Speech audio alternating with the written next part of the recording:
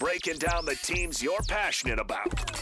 This is Scotty G and Friends on 97.5, the KSL Sports Zone.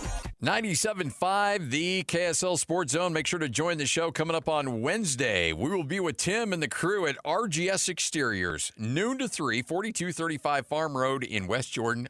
Always love hanging out with those guys at RGS. And look, if it's the outside of your home, nobody's going to treat it better than RGS Exteriors. They just knock it out of the park. Whether you just need some help with your ring gutters, whether you're looking for a full exterior replacement, fix the siding, paint, whatever you need, they've got it covered for you at RGS Exteriors. And we will be there live Wednesday coming up from noon to 3.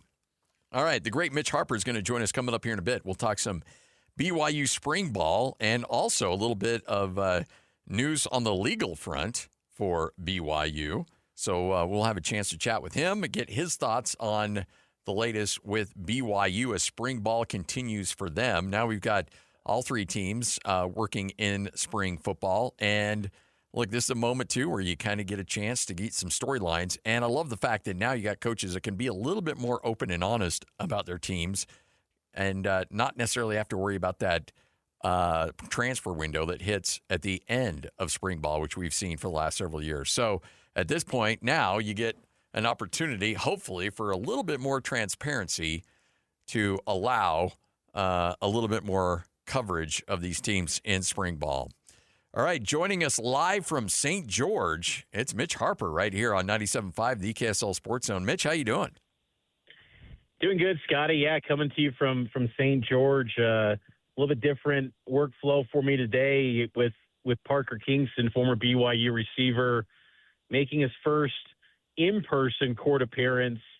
In his case, he's obviously had some court appearances that were virtual the last three, but made his first in-person court appearance today here in 5th District Court here in St. George. So happy to be on with you, though. Well, I know that you would rather be covering events in a stadium or an arena instead of a courtroom, but kind of give us the latest on what you heard and saw today. Yeah, so it was expected initially to be a preliminary hearing for Parker Kingston, and again the allegations that he's facing of first-degree felony rape from the state of Utah. He stepped into the courtroom. He got there a little bit early. And it was a quick situation. They actually postponed the preliminary hearing to Thursday, April 2nd at 10 a.m. here in St. George. And Kingston, the most newsworthy item was that his GPS ankle monitor that was originally part of his bail conditions when he got arrested in February, that has now been removed. And so he no longer has the ankle monitor. He had to leave Washington County.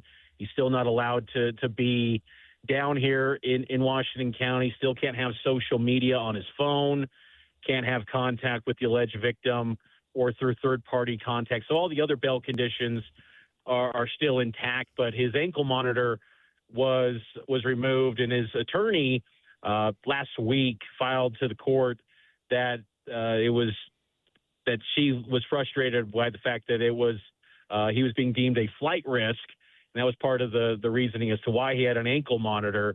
So that's now been gone, and so Parker Kingston now waits for his next preliminary hearing coming up on April 2nd, which again will take place here in St. George.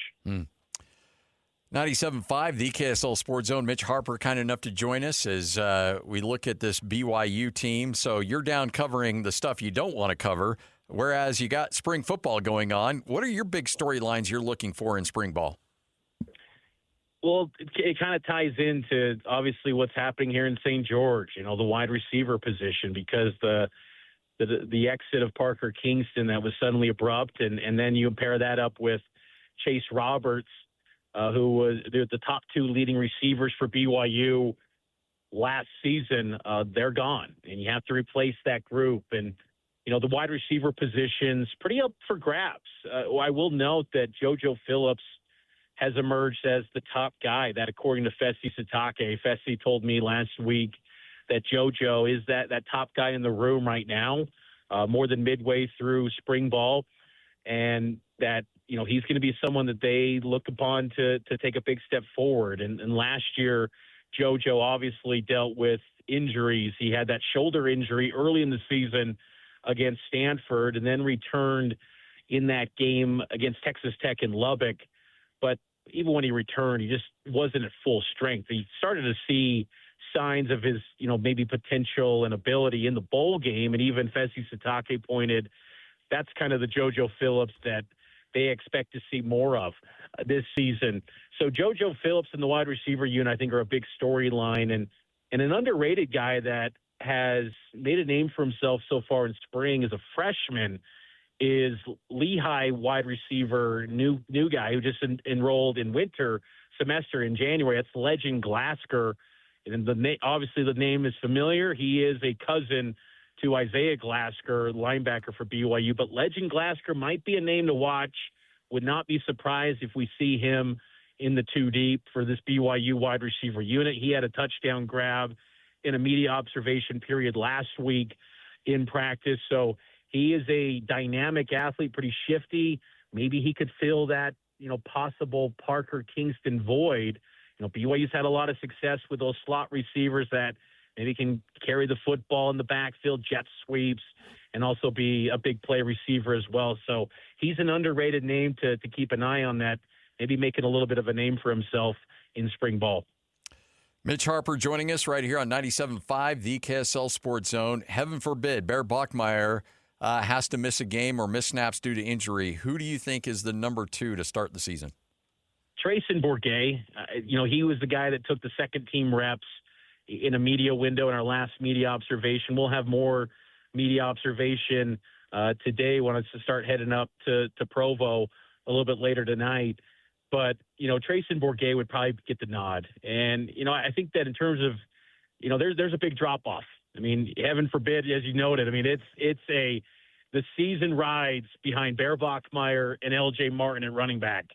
You've got to keep those two healthy because there is a big Grand Canyon-sized gap between 1 and 2. And Trayson Bourget, he's going into his third year, and I think you like that aspect of him in that quarterback room. But, again, he hasn't stepped on a field for BYU. He is someone that played at Western Michigan, had some starts in the MAC, but through, 3 seasons at BYU hasn't appeared in a game. And, when BYU did turn to, another quarterback that wasn't Bear in some moments last season, BK Hilson was that guy that stepped in at times last year. Now he's at Utah State. So I would expect Trayson Bourget probably is the guy right now. The rest of the quarterback room is very young. It's been interesting, too. They got Enoch Watson, a true freshman who returned home from a mission last fall. So he's been home for an extended period of time, former 3-star prospect from Arizona. And they've also added 2 quarterbacks as well. They added a player at the beginning of spring in Max Barker from Snow College. And then they added a kid in Owen Geilman, who's related to Emerson Geilman, who just left for a mission. He got added to the mix just last week onto the roster. So they got 5 quarterbacks now. But again, after Bear, it's a pretty big drop-off. And so Bear, keeping him healthy is so critical for BYU. And I think that Bourget, I think they like that, the fact that he's been around the program. He probably knows the offense. But it's more of a case of, he's the veteran compared to a lot of freshmen and new faces that are behind him. Do you anticipate much of a scheme change with the new defensive coordinator, or if it ain't broke, don't fix it, and you just kind of stick with the same kind of schematic tendencies that Jay Hill had before? I think you stick with a lot of the same things, and I think that's one of the big reasons why, a lot of the players were retained in this process. And I think it was underrated, going to Kelly Papinga because, he was the former special teams coordinator, and he had kind of reference points with a lot of the players in the program because BYU has had a tendency in the Kalani Sitake era to even have some starters play on special teams. So he's gotten to know a lot of players. They like Kelly Papinga, 1, but I think 2, the scheme doesn't change too much. I do think that Kelly Papinga is going to have that autonomy from Kalani Sitake to, throw in new wrinkles with some of the, outside linebackers and some of the, from dating back to his days when he worked with Bronco Mendenhall, both as a player and as a coach on that staff, that you find ways to implement the talents and skills of those linebackers. But for the most part, I think it's going to be a lot of the same. And I think that's, in part too, because again, they retain so many guys, and you want to be on a fast track to not having to completely install a complete overhaul of new. You want to really hit the ground running and just almost level it up from what you've currently, the successes you've been having as a program the last 2 years. And even Keanu Tanavasa in spring said not much has changed, but there will be some new wrinkles. But for the most part, the foundation is truly there for this BYU defense. I think it's now just kind of identifying who the two deep guys are for a lot of this defense, but they feel pretty good about where a lot of the starters are because most of it returns from last season.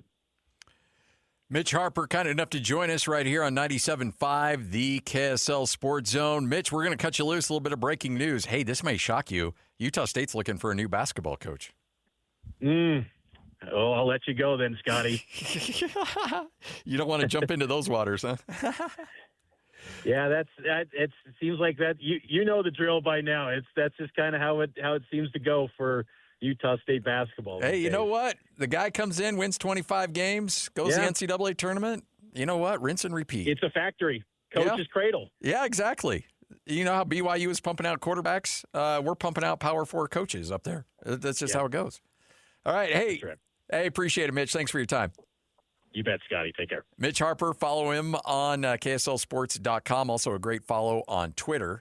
Breaking news. Matt Norlander, the first to post it, and Jeff Goodman, two very well-sourced college basketball writers, reporting that Cincinnati has agreed to a deal with Utah State head coach Jerrod Calhoun. Calhoun, a graduate from Cincinnati before starting his career at Walsh University, was a head coach at a D2 Fairmont State for 5 seasons, then took over Youngstown State, and he took Utah State to the NCAA tournament for back-to-back years. The one thing about Jerrod Calhoun, the dude just wins. I mean, here's the thing. He is 40 games in 2 years at Utah State. He's 40 games over 500. 40 games over 500 in just 2 years at Utah State. So, all right, Lloyd, let's count it up. You ready for the tally? Let's get to it. Give it to me, Scotty. All right, let's add them up. Everybody watching on YouTube, I'm going to need a lot of fingers, and maybe you don't want to see my toes, but we'll go fingers on this one. All right, I started doing play-by-play for Utah State in the 2017. So the 2017-2018 season, I had Tim Duryea. Tim was let go at the end of that job, or the end of that year. And by the way, huge fan of Tim's. Tim's great guy, great X's and O's coach. All right, so that's one. All right, the next year, Craig Smith takes over. Craig Smith, NCAA tournament. And then the next year, of course, won the Mountain West Conference tournament. COVID killed that year. And then Craig Smith the next year takes Utah State to the NCAA tournament, where they where they lose to Texas Tech, and he ends up getting the Utah job. So there is now 2 coaches. Now we go to the next coach, Ryan Odom. Coaches 1 year and then 2 years, and then he bounces. He's on his way to VCU. And then we go to Danny Sprinkle. Danny Sprinkle, 1 year as head coach at Utah State. And then he bounces to Washington. Then we bring in Jerrod Calhoun. Jerrod Calhoun, 2 seasons at Utah State, and now will be taking the job at Cincinnati. So let's count them up, folks. 1, Tim Duryea. 2, Craig Smith. 3, Ryan Odom. 4, Danny Sprinkle. 5, Jerrod Calhoun. This will mark I think this will be my 10th year coming up next year of doing play-by-play for Utah State. Feels like we need the count from Sesame Street. Yeah. 5 coaches. 6 head coaches. Yes, this will be my 10th year of doing Utah State, and this will be my 6th. Count them up. 1, 2, 3, 4, 5, 6 head coach that I get to cover. And you know what? They've all been great. They've all been really good. Even Tim Duryea. And I know everybody, looks at that Tim Duryea era, but even he, I think that last year finished over 500, and that was the dark years of Utah State basketball. He's still over 500. And then Craig Smith got it turned around. All right, a lot of people are going to ask me who I would suggest. I've got a few names because, look, this has been brewing for a while. We've all known that. So a couple names that I want you to look at. These are just my names, all right? No particular order? No particular order. Okay. These are names that I think would do a tremendous job at Utah State. Number 1, and I know Aggie fans might not like this, but to me, and again, this is just me, don't shoot the messenger here, and this is no way, shape, or form representing any opinions from Cam Walker. Cam and I have not discussed this one bit. If I'm the athletic director at Utah State, my first phone call is to Craig Smith. And I know Utah fans might chuckle. Utah State fans may be like, no way, that dude left us for the University of Utah. Don't care. Craig Smith, hell of a coach. And he's the guy that turned this thing around at Utah State. He's the guy that found, and everybody goes, well, he lucked into Sam Merrill. Well, yeah, Sam Merrill was part of the team. Well, he lucked into Neemias Queta. No, he had a staff that went out and found Neemias Queta. And you're like, okay, well, what else? Okay, Max Shulga, who just got drafted in last year's NBA draft, finishing off his career as he followed Ryan Odom to VCU. That was a recruit. They had another recruit that ended up being a starter for Michigan State last year, a big man. I forgot his name. But again, he started at Michigan State in their deep run in the NCAA tournament. That was a recruit. Raleigh Wooster, who finished his career at Nebraska last year, started at Utah State, played a couple of years at Utah, finished at Nebraska. Again, a Craig Smith recruit. Craig can recruit. And Craig, once he gets resources, can be successful at Utah State. I have zero doubt in my mind.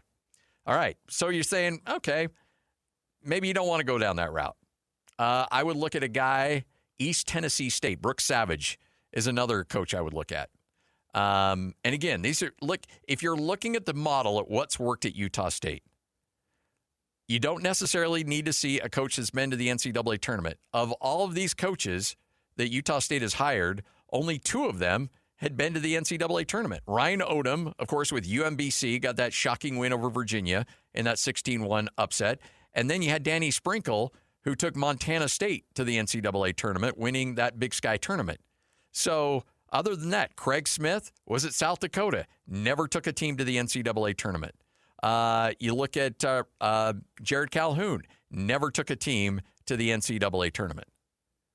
And yet, these are guys that immediately have had success at Utah State.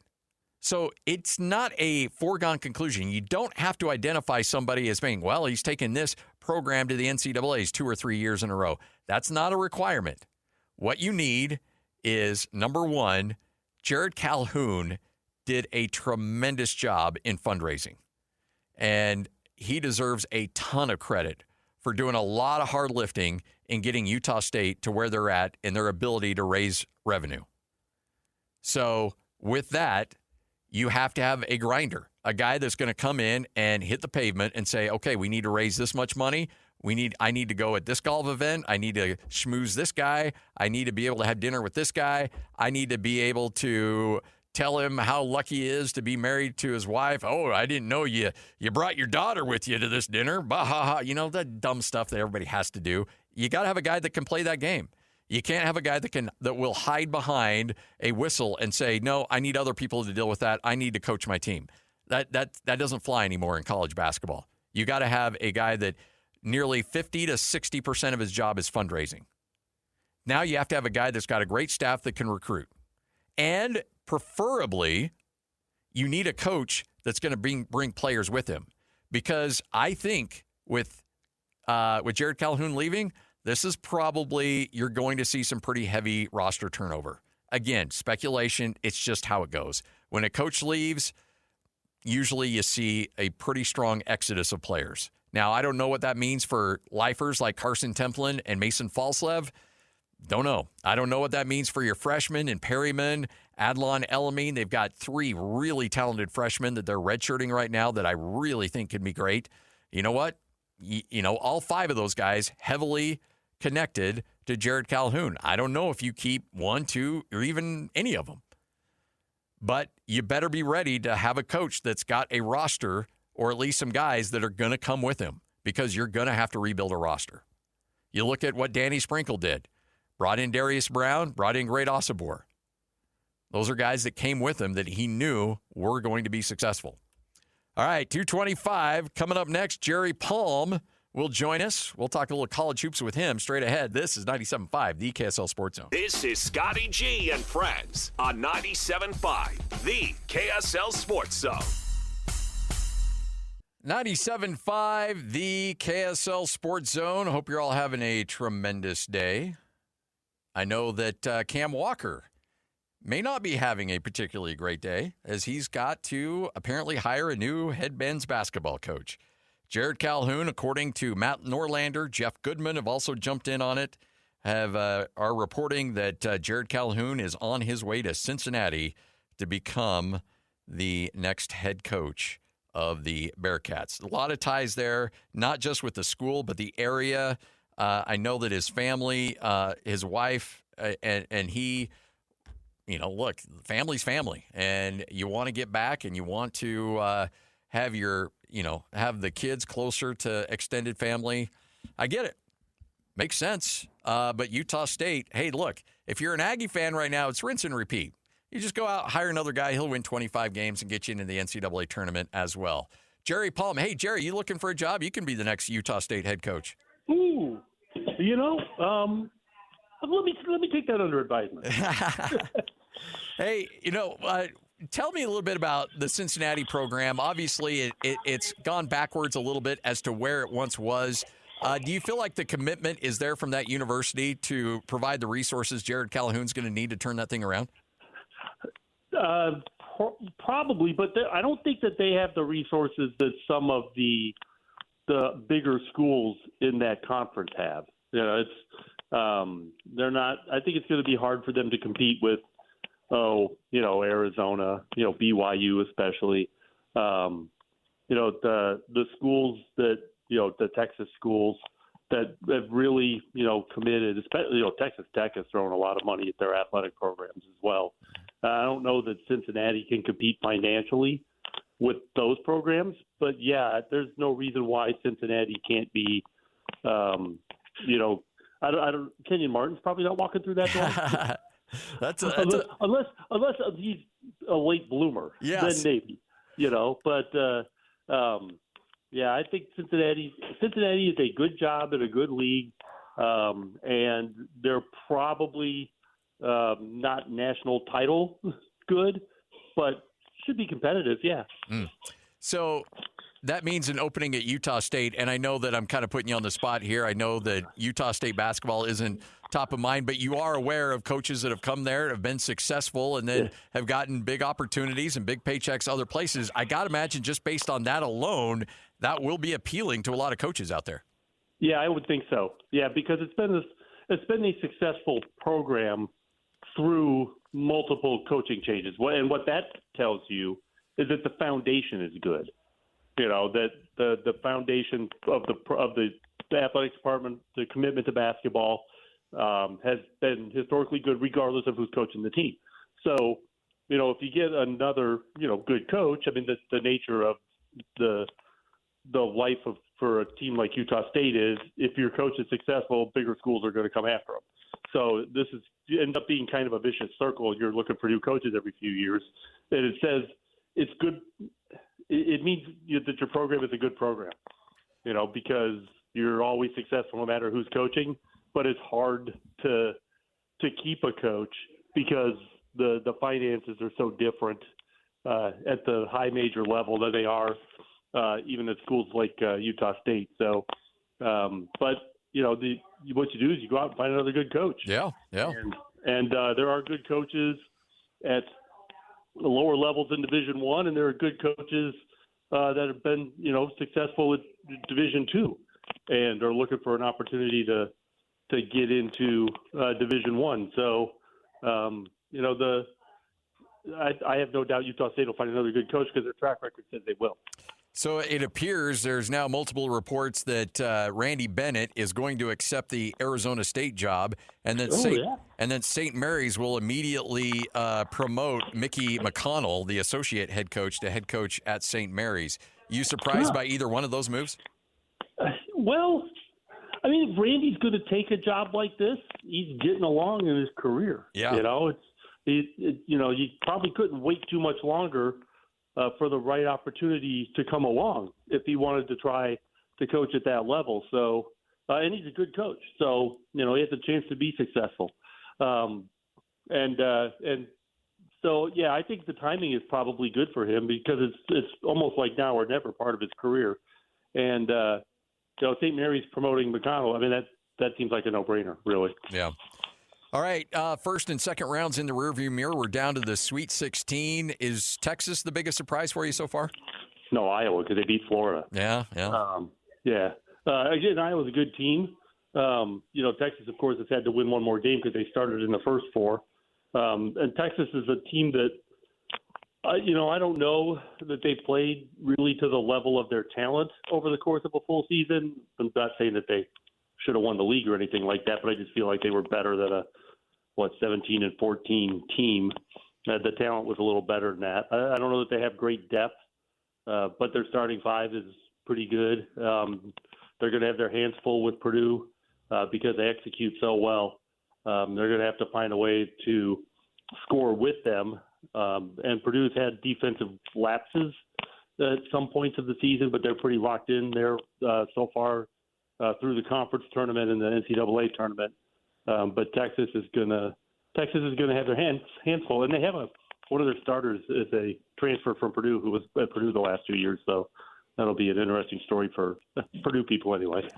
So, I was calling the game in San Diego last night with Utah State, and Jerrod Calhoun came on our post-game show, and he also mentioned this in his post-game press conference as well, that he said, I'm going to be really fascinated to see what happens with Arizona because they play so much different than everybody else in college basketball where they just play bully ball. He said, it feels like I'm watching the 94 Knicks out there just beating the crap out of everybody. It's not stylistic, but it's not offensive driven. It's defensive driven. What are your thoughts on the Wildcats? And do you think they're, obviously they're a contender for a national championship, but would you pick them?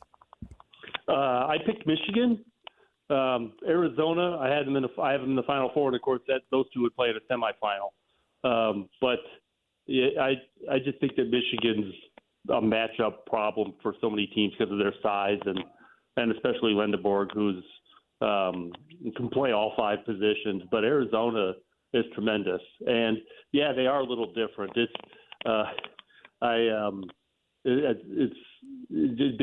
are. I mean, they're kind of like early '90s NBA. College, the early '90s were similar. You'd had teams with big bruising centers if you could get them, I kind of like that style actually. They're going to get maybe like a Purdue in the regional final. They both get there. And that'll be an interesting style because I think Purdue likes to mix it up. But I don't think Texas would have much of a chance against them. So, but Arizona looks like the best team in that region. Yeah. When you look at BYU and you look at A.J. DeBonsa and Rob Wright, considering the Richie Saunders injury, did that team still underperform, or with Richie Saunders suffering that injury is a early loss acceptable if you were a BYU fan? Well, I'm sure fans would never think such a thing is acceptable. That's true, yeah. But I felt like that was a team that had a chance to do better. Maybe not shorthanded because Saunders is, their third leading scorer, about 18 points a game. So obviously that's not an easy guy to replace. It puts a lot on DeBance's shoulders to try and carry that team further. Maybe they didn't max out. Maybe they could have gone one more round, but I do think that the ceiling for BYU in the tournament without Saunders was not as good as they could have been. Like, they were a Final Four contender for me with Saunders. I mean, because you have three guys that can score, but you've got one guy that's an elite, going to be stud in the NBA kind of guy, and that's a tough matchup. And you take away one of those big scorers next to him, one of his better supporting players, it becomes hard to really count on much. A Sweet 16 would have been probably a ceiling for that team. So there's a lot of this question's being asked by everybody. Everybody's got an opinion. I'll ask you as well. Is Cinderella dead, or is she just sleeping? Dying. Dying? I would say. Yeah. You might still get one here or there, but the problem is all of the money in college sports is flowing uphill, primarily to the four major football conferences. We have five major conferences, at least for now, in college basketball with the Big East. But, where's the Big East going to get that kind of money? As UConn's the only FBS football school in that conference. Half of them don't even play football. So, how are they going to get the money to compete long term? But so you've got these four conferences that can go out and cherry pick the best players in the non-major level. And, then those programs have a harder time sustaining success. They're putting together, new teams, almost every year, or certainly trying to, add star players again. And it's hard. And it's the talent gap then becomes larger between the majors and the non-majors, and therefore upsets in the conference or in the NCAA tournament become less frequent just because of all the talent, imbalance in college sports. Jerry Palm, kind enough to join us right here on 97.5, the KSL Sports Zone. Which Sweet 16 game are you looking forward to the most in terms of competitiveness? Yeah, let's see. I apologize for putting you on the spot there. No, that's okay. I think who's Arizona got? I haven't got my bracket. Arizona's got Arkansas. Yeah, that one. I was thinking that they had a good opponent, because the thing about Arkansas is they've got maybe the number one pick in the draft in Acuff. Yeah. And, when you've got a guy that's that good, and you've got a coach that knows how to win in this tournament, I don't know if the supporting cast is good enough, but that's going to be an interesting matchup for Arizona just because of him, of Acuff. And it'll be. I just think that's a guy that could just take over a game. Yeah. And Arizona's got a couple of guys like that too, and they may need to. But I think that's going to be a really fun game, I think, and has a chance to be pretty competitive. Maybe even kind of under the radar a little bit because Arizona's been so good. Well, hey, we appreciate it, Jerry. Great stuff as always. Thanks for your time, and look forward to catching up with you again here very soon. All right, thanks. There he is, Jerry Palm. Nobody does it better. Covering college basketball, does the bracketology as well. He just absolutely kills it year in and year out with great insight on college hoops. All right, we'll take a break, come back, wrap up this show straight ahead. This is 97.5, the KSL Sports Zone. You're locked on to Scotty G and Friends on 97.5, the KSL Sports Zone. 97.5, the KSL Sports Zone. All right, a couple news and notes that we have not had a chance to get to. Utah State did a 2-for-1 with Utah in football a couple years ago. Utah played at Utah State. I want to say that was 2 years ago, and then still owe 2 games at Rice-Eccles Stadium. That game will the first of those 2 games will be this year. Utah State will be at Rice-Eccles, and then they'll finish off that 2-for-1 agreement in 2030 with a game at Rice-Eccles. After that, they just finalized a home-and-home. So now it'll be 2031 back in Logan and 2032 in Salt Lake City. So 4 games coming up. Overall, it's a 5-game series with 2 in Logan. One of those games in Logan already played, and 3 in Salt Lake City. And Utah State will play Utah in 2026, 2030, 2031, and 2032. So, and by the way, Utah State kicking the hornet's nest a little bit with the. You see the tweet they sent out? Yes.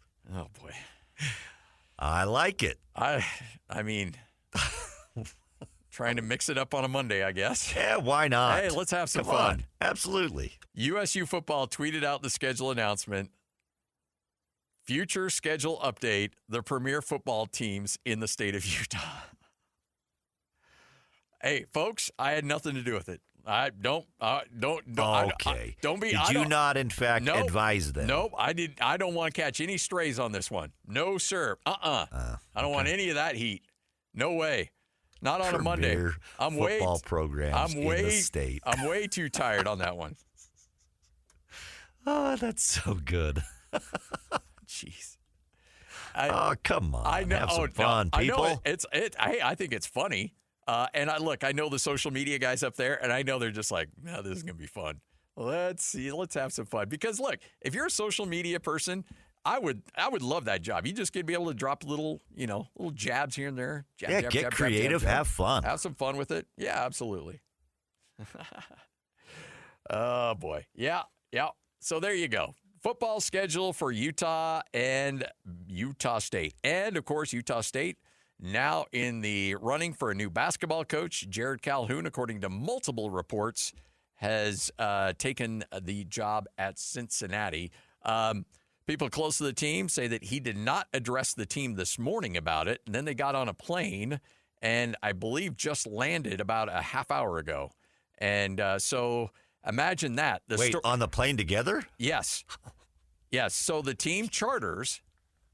So I do have a source very close to the situation that may or may not have been on the plane.